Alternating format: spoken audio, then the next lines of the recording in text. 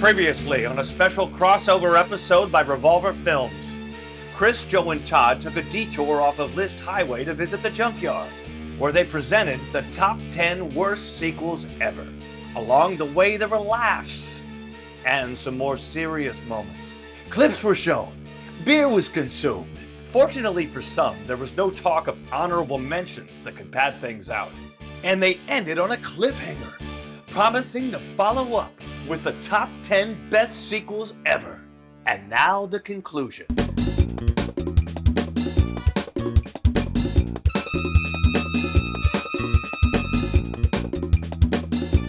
Welcome back to the sequel episode of The Junkyard List Highway Crossover Special. We've compiled our list of the 10 best sequels.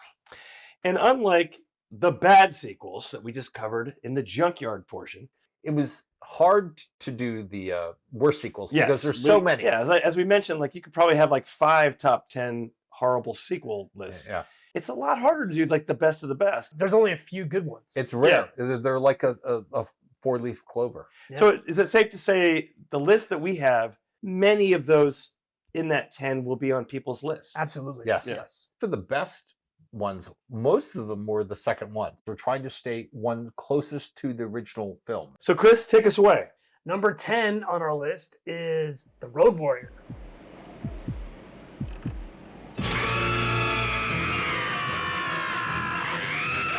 But I think Chris wouldn't have minded if there was a different. I would Movie. actually pick Fury Road over this Yeah. movie. Fury Road, I think, might be the best film of this century so far. That's a bold statement. It is. But that's a topic for another day. This is a sea change from Mad Max, which came out in 78, 79. It's a bigger budget, certainly bigger than Mad Max. It's night and day. Yeah. It's an epic story. Yeah. It's definitely post-apocalypse existence. The first Mad Max isn't that. It's more of a revenge film. But Yeah. you see society is Breaking breaking down. down, but Yeah. you don't see where it's gone. A lot of great visuals Yeah. and characters when I think of the Road Warrior. Yeah. Well, just great action sequences. Great action sequences. But like big characters, like the main bad guy, Lord Humongous. the little kid. The feral kid. The older version of him is narrating I love the the narration. story. Yeah. The bookending narration. Who's the actor that has the flying contraption? Bruce Spence. Of course, the Road Warrior himself, his dog. How would you describe his character in this? Well, he's a reluctant hero. Yes. Much like the Yeah. Clint Eastwood Man with Yeah, No Name. yeah. Very similar trope. And also very minimal amount of dialogue from Max. Reluctantly helps these people. Yeah. He becomes part of their society a little, but then he's like, I'm out of here. Yeah. And He just then wants gas. and then That's he all he ends up- wants. He just wants, yeah, he's a loner. George Miller, who directed this, Yep. there was in a lot of people's minds, there's confusion because there was another Australian director, George Miller, who did the Man from Snowy River movies. From I always thought it was the Yeah. same George Miller. there was not the same George Not the Miller. same and one. so like this George Miller, who would direct probably the best episode within the Twilight Zone movie. Twilight Zone, the movie. Yeah. He did Nightmare at 20,000 feet. 20,000 feet. He did like The Witches of Eastwick. Then he just kind of retreated back to Australia. He wrote the first Babe movie and directed the sequel, Babe Pig in the City, which is another really good sequel. And he directed the Happy Feet films. I think the Road Warrior is a great way to start this list of Yeah. great sequels Yeah. because it really is the one right Yeah. after Mad Max. Yeah. It's a big lift. Yep. And also, nobody would know Mad Max if it wasn't for the Road Warrior. Yeah. Absolutely. Yeah. And the sort of low budgetness of the first Mad Max and the more sort of expansive scope of the sequel is similar to another movie that's further down on our list that we'll Yeah. get to. Is it Okay. number 9? It's not. Oh. Okay. What is number 9? Number 9 is an animated film, Toy Story 2. We've been in storage for a long time, waiting for you. Why me? The museum's only interested in the collection if you're in it, Woody. Without you, we go back into storage. We had deliberated, like, should we include Toy Story 3, which is Which is also another- great. But like Toy Story 2 really gets to the emotional core very quickly. Like Andy's grown up, he's grown out of these toys that he's Yeah. played with. The realization of these toys that have a life when they're not with It's Andy. a touching theme. Yeah. These movies, all of them, all of the Toy Stories are wildly successful. But I think 2 and 3 are considered almost even in terms of their quality. Yeah. Joan Cusack's Jessie character is a great addition. Yeah. Who's like Woody's counterpart. Let's go! Oh. Take that, space toy! Kelsey Grammer is great as the villain, doing sort of a spin on his Sideshow Bob villainy. I'm tour guide Barbie. Please keep your hands, arms, and accessories inside the car and no flash photography. Thank you. I'm a married spud. I think I showed this to my kids when they were like maybe 6, 7, 8. And it really kind of hits kids too. There is kind of like stages in childhood. It hits them, you know. And the third movie is horrifying to kids. Yeah. I took my nieces to see that. And they were fucking crying their eyes out when the Yeah. toys are being taken into the incinerator. Yes. Number 8 is The Dark Knight. I believe whatever doesn't kill you simply makes you stranger. If you saw Batman Begins, the reboot, not only a solid sequel, I think it surpasses the surpasses, quality yeah. of the first. I mentioned like, could we possibly include Batman Returns, which I enjoy that. It's a as good movie. sequel. It's a good sequel. It's I think better than it's than better. 89. It's better than the 1989. And who's great in that one is Christopher Walken. Yeah. Why are you dressed up like Batman? Because he is Batman, you moron. Batman has had quite a journey. Pretty well received. Yeah. Pretty strong with some good acting, good stories in the Yeah. Michael Keaton years. Then It really fell off the charts during the Joel Schumacher takeover. terrible movies. Yeah. And much like Superman 4 killed the Superman franchise, Batman and Robin killed Batman. Yeah. What killed the dinosaurs? The Ice Age! Joel Schumacher buried Batman in a shallow grave. Yes. And then under Christopher Nolan, you've got this great round of Batman movies in the 2000s. It went down again with Ben Affleck, but then a slight uplift. Yeah. I really like the Robert Pattinson The Batman. Yeah. It's a really, really good movie. I'm saying Batman has had quite the journey. Yeah. In this particular franchise era, The Dark Knight's the strongest. Yeah. Heath Ledger, brilliant role as the Joker. He defined the role. He defined the role. Yeah, it's so good. Aaron Eckhart as Two-Face and Harvey Dent. You think I want to escape from this? There is no escape from this. And don't forget one of the greatest actors living today, Who I think is the actual core of the movie, Gary Oldman. Gary Oldman as Commissioner Gordon. Christian Bale is He's great. He's great. Except for his voice. Except for his voice. Where are they? Killing is making a choice. Where are they? Don't forget Michael Caine. Yeah. Don't forget Michael Caine. And then Morgan Freeman is good as well. Very dry and droll. So The Dark Knight is number 8 on our list of best movie sequels ever. Chris, what is number 7? A sequel to a film from the late 70s that is a complete tonal shift, but it's successful and brilliant in its own right. Even surpasses it, I think. It's Aliens.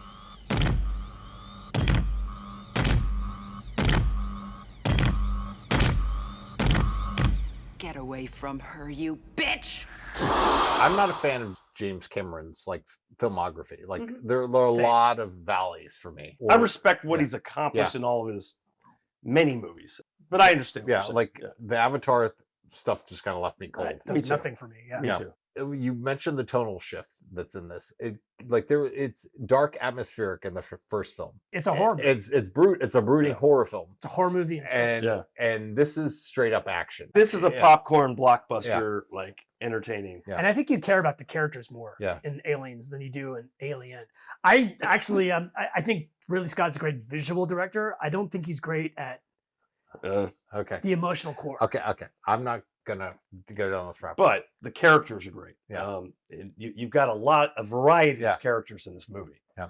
Starting with, of course, Sigourney Weaver, but Ripley. you also have Newt, the little kid that she's sort of protecting. Michael Biehn, Michael Bihn's in it. Don't forget Lance Hendrickson. great. Uh, Bishop, the android. I love the focus in this movie.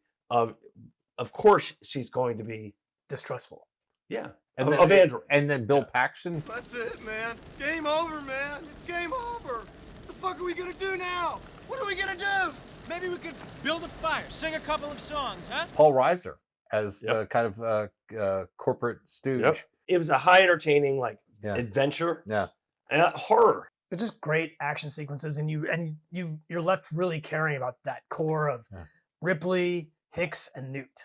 I wouldn't be surprised if this is on a lot of people's lists. I'm sure it is. Yeah. So another good sequel. That takes us to Paddington 2. This is my friend, Knuckles. Oh, yeah. And this is Fibs. G'day. Spoon. Hello. Jimmy the Snitch. All right. T-Bone. Watch out. The Professor. Ho. Squeaky Pete. Hello. Double Bass Bob. Hello. Farmer Jack. Okay. Mad Dog. Johnny Cashpoint. Ka-ching. Sir Geoffrey Wilcott. I hope I can rely on your vote. And Charlie Rumble. Family films, as we see them now, we kind of roll our eyes if we have to watch something made right now and kind of market as a family film. Because you know it's like probably puerile. Yeah, but you look at family films of like the late 60s, early 70s, so like from Willy Wonka to Chitty Chitty Bang Bang, they had like... Or even like the Muppet movie. Yeah, Muppet movie, that very good point. Mary Poppins. Like great story arcs, great characters, and just great filmmaking. And there's nothing dumbed down or anything about it. I saw the first Paddington. I enjoyed it with my kids. But you think this one's better? This is so much better. Okay. There's laughs for the whole family, but there are such kind of wry, dry jokes. How about these rolling shoes? Please, Mr. Gruber, be serious. Hugh Grant, I think this is when he transitioned away from like playing like the leading man to like playing the villain. It's great. You're a very famous actor. Oh, poo. Or used to be. Now you do dog food commercials. Well, a man has to eat. What? Dog food?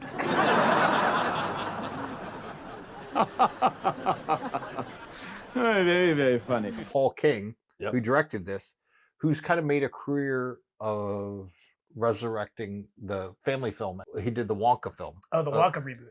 When he was first starting to direct, he directed all 20 episodes of The Mighty Boosh. Very surreal comedy from like the mid 2000s. Yeah. If you've not seen Noel Fielding's in it, it's bizarre, but it's funny. Because he has a great visual sense. He does. That takes us to number 5. Lord of the Rings, The Two Towers. Takes a hold of us. Never lets go. Don't touch me. Somebody in this room, Joe, probably will pick a different one as his favorite in that trilogy. Fellowship is a very strong movie. Most people will pick Fellowship. I think this is equally as good. There we But go. you, I think, prefer a third movie in the trilogy. Am I right? It all comes to an emotional climax in Return of the King. Yeah, the emotional climax of everybody in bed together, just bouncing in the bed for 30 minutes. They've destroyed evil. They've destroyed the ring. They should jump. Why can't they be happy and jump on the bed for a while? If ever there was a time for slow motion bed jumping, it's the end of Return of the King. I agree. That's right. Those obvious deserved slow motion bed jumping. Back to the Two Towers. It has it all. It's got the drama provided by Tolkien in the story, of course, of separating the Fellowship. Gollum becomes a main character. Yeah. The motion capture CG it still holds up. It looks really good. Yeah. Great performance from Andy Serkis. Yeah. Frodo, Sam. Going towards Mordor. Then you have other bits like the Ents. We must decide if the Ents will go to war. And then you've got Rohan Yep. and Aragorn and Legolas and that story. And I love the whole part with the king, who has been corrupted or possessed, manipulated. He's under the control of Saruman. And who's the actor playing the slime ball? Brad Dourif. Brad Dourif. That whole part's really great. And it has the greatest action sequence, I think, committed to film, the Battle of Helm's Deep. It's so good. And you have one of the most brilliant musical scores, I think, in film history. Yeah. And I mean for all 3 movies, Howard Shore's music. I love the Rohan theme. Chris, what's number 4? I fought for this because not only is this a great sequel, it's one of my favorite films of all time, Evil Dead 2.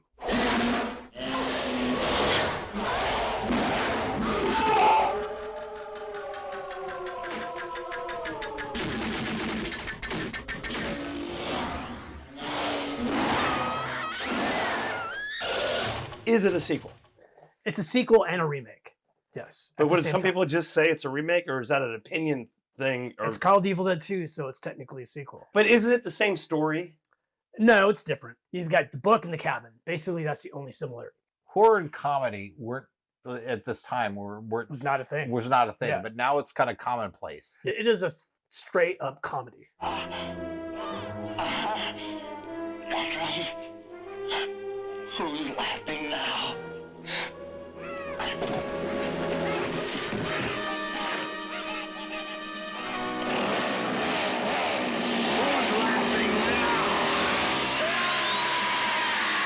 And It's just got great visual style, boundless amounts of creative energy throughout the entire thing. And it's got Bruce Campbell. Why Bruce Campbell never became a bigger star. He's a big personality. Yeah.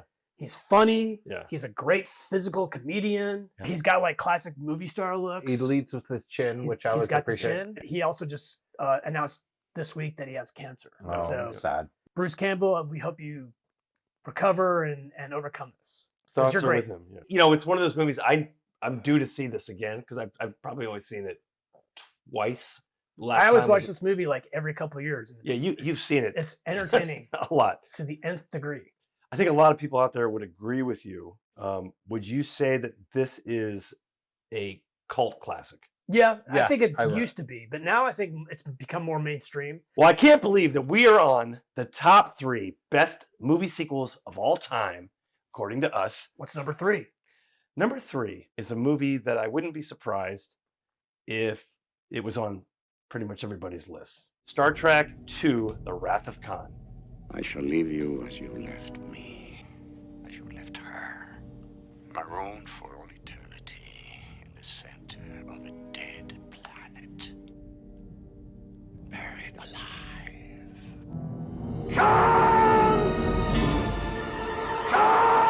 Now, a lot of people don't like the first film, Star Trek The Motion Picture. I am not amongst them. I actually really like that movie. I like that movie too, but this is better. This is better.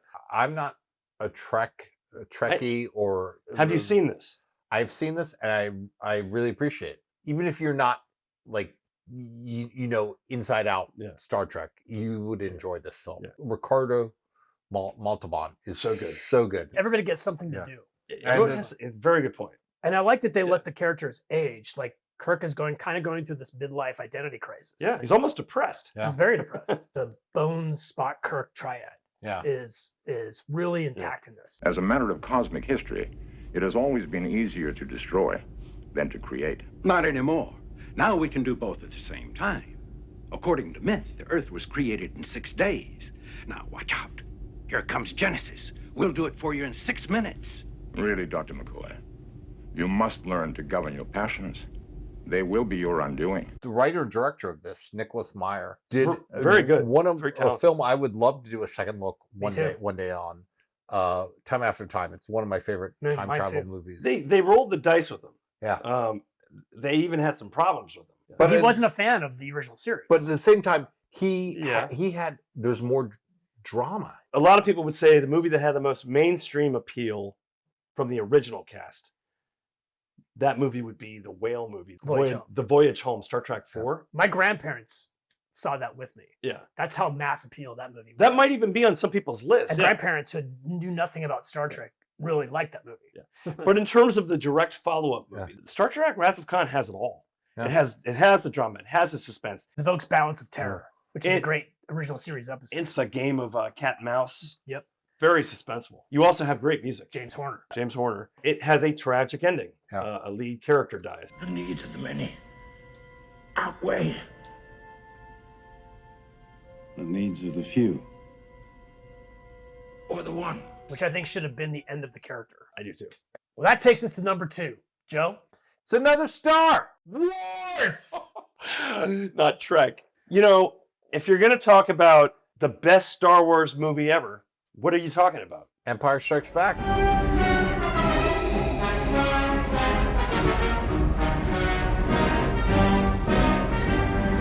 Star Wars never got better than Empire Strikes Back. It never got better. Except for maybe Andor. But in the history of like the main Star Wars films, this is by far the best. Yes. It had everything. It had action.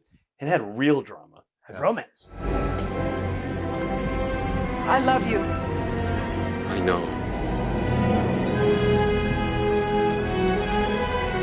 It also had, kind of like Lord of the Rings 2, the tribe was broken up. Split stories. Yeah. Yeah. You're following, of course, Luke's journey. You're meeting Yoda. I don't believe it.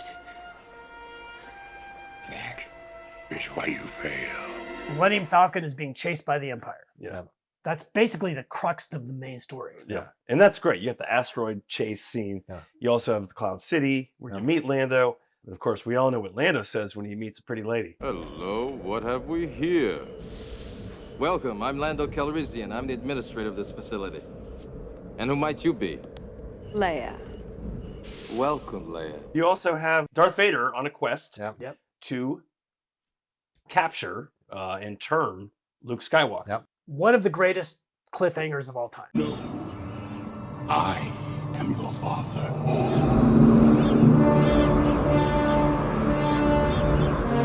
And I'm sorry By if far. kids were not around to see this in 1980. We all were. It was so shocking. It was mind blowing. Yeah. Because I didn't know movies could just end like this. That was another thing. What was the director known for before? Irving Kershner Yeah. was actually, I believe, taught George Lucas at USC. Yes, he did. So he was not going to be bullied by George Lucas. No. So the fact that the teacher is taking notes from his former student, and probably he could push back very easily. Right before this, his last big film was The Eyes Of Laura Mars. Yeah, that's right. Yeah. Faye So, Dunaway. but he did a lot of credible, like studio pictures. He was like a director for hire. Yeah. right? But think of the pressure. Yeah. The movie that precedes it is the biggest movie ever. How do you confidently go into that? Do you find the emotional crux of the story? Which he and did. You go with it. Yeah. Which is what he did. The movie had it all. It also had one of the greatest musical scores. John Williams tops his own score from the first Star Wars film. If I was going to say, what are the top 5 scores, full albums Of all time. of all time by John Williams, probably of all time in film? What would be in that top 5? Star Wars and Empire would be in it. I would put Empire score over Star Wars. And I think I would probably end up leaning that way too. Definitely expect this to be on other people's top Oh, most definitely. lists. Yeah. This could easily alternate with our number one choice. I can't believe we're at that moment. We are. What is our number 1 best sequel? I know it was you, Fredo. You broke my heart. You broke my heart. Some people will debate this. I think it's a better film than the first Godfather. Yeah, Godfather. I think it is. It is. I like the first one, but this just really Like is- Empire, it yeah. expands it. It expands. This it. is epic. Yeah. Well, I love the juxtaposition between Yeah. Michael's story in the Yeah. present Yeah. day in the 50s Yeah. and the creation of the family empire Yeah. in the 19 teens. The original and 20s. Godfather having to prove himself and become the Godfather. You see his rise. You see Yeah. his rise. You see him like orphaned in Sicily. Corleone in Yeah. Sicily, the town. That's the town that How he gets his name. That's where he gets his name. Then you see his ordeal of having to go through Ellis Island, and then he's kind of like at a loss. He's not a criminal per se, but like he He's- falls in with like 2 other dudes. Bruno Kirby. Bruno Kirby, who Kirby. plays young Clemenza. In the present, you're dealing with Roth, Yeah. who's, by the way, a great character. This is the business we've chosen. I didn't ask. Who gave the order?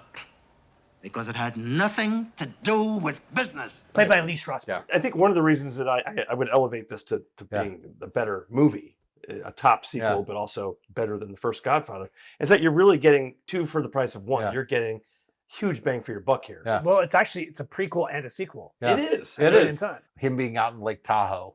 Yeah. Which I love. I love all the time. Someone's trying to kill him. It's Roth. Yeah. You have the Fredo story.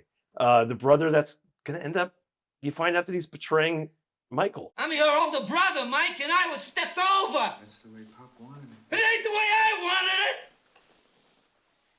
I can handle things. I'm smart. Not like everybody says. Like dumb. I'm smart, and I want respect. John Cazale. What a great actor. What year did he die? He died like 79. He did 5 films. They were all amazing. We should mention them because there's only 5. Godfather 1 and 2, Conversation, Dog Day Afternoon, and Deer The Hunter. Deer Hunter. Hunter. You get Robert De Niro, great actor. This is doing his breakout role. And he won a Best Supporting Actor. I know who's the guy that talks like this. Yeah. Michael V. Gazzo. You didn't see Mike? He's got me waiting in the lobby. You got great score. You got Francis Ford Coppola on top of his game. He did this the same year as The Conversation. This was Coppola's year. His Yeah. peak was 1974. Yeah.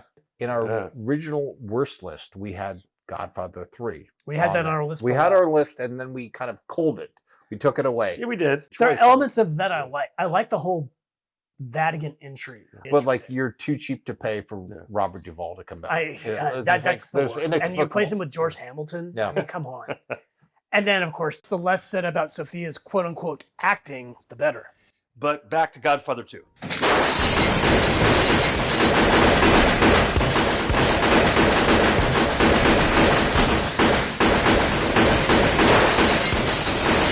And I do think this is on people's lists, top of the list. And, you know, you could alternate between this and Empire, maybe, as number 1 or 2. Yeah, I agree. I think. But there you go. The list, if you'd like to see it, is right here. Right here. Yep. Our top 10 best sequels. You may not agree with everything on our list. Let us know what you would put on your list. So there it is. There it is. That's our List Highway top 10 of the best sequels of all time. Let us know what we missed. Maybe our order was different from yours. Yeah. Or maybe you think every one that we listed is just stupid. Or maybe your worst is our best, and maybe your best is our worst. Maybe, I don't know. Maybe your lists are stupid. Grease 2 fans, let us know. So should we do a prequel maybe to the worst list and a sequel to the best list, or vice versa? Or should we reboot it with younger dudes? Interesting. You mean like a franchise reboot of this? I don't know. Maybe. Or a legacy rebootquel. Or a legacy rebootquel. Well, if it's going to happen, it's up to them. Yep. You're saying it's not us. It's going to be some other people. Yep. Well, what are you guys still doing here? Come on. Get to it. Turn it off.